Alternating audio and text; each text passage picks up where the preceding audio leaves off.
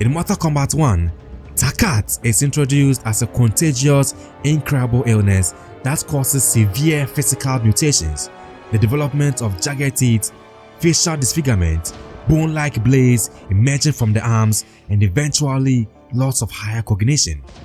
It is treated like a death sentence, not physically but socially. Victims of Tarkat are exiled to the Tarkatan colony, a shantytown wasteland cut off from the rest of the world. They are seen as monsters even though most are just scared, sick, and abandoned. Baraka, having suffered this fate himself, rises as a leader among the infected.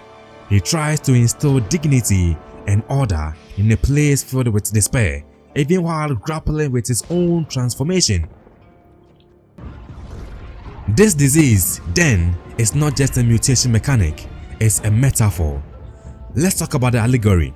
Tarkat and Baraka's entire arc in Mortal Kombat 1 is not just a fantasy sci-fi body horror. It parallels real-world themes: disease stigmatization, systematic neglect, and fear-driven segregation. NetherRealm doesn't name specific diseases, but the writing clearly echoes histories of real-world epidemics. HIV and AIDS in the 1980s and 1990s, where victims were demonized and quarantined, often left to die without help. Leprosy colonies, where the afflicted were shunned for their physical disfigurement. Even modern-day issues like how people with physical disabilities, mental illness, or rare conditions are still marginalized. Outworld's government, including Empress Sindel, enforces strict separation policies, isolating the Tarkatans not to cure them, but to erase them from society's conscience. There's little funding for treatment, no effort at reintegration. Sound familiar?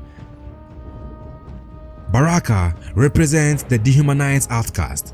His struggle is not just to survive Tarkat, but to preserve his identity, dignity, and humanity. Baraka's arc in Mortal Kombat 1 story mode flips everything we thought we knew. When Mileena, Sindel's daughter and secretly a Tarkat carrier herself, begins showing symptoms, Baraka protects her, not because he wants political leverage, but because he understands the pain of transformation. He gives her hope, shows her that being a Tarkatan doesn't mean becoming a monster.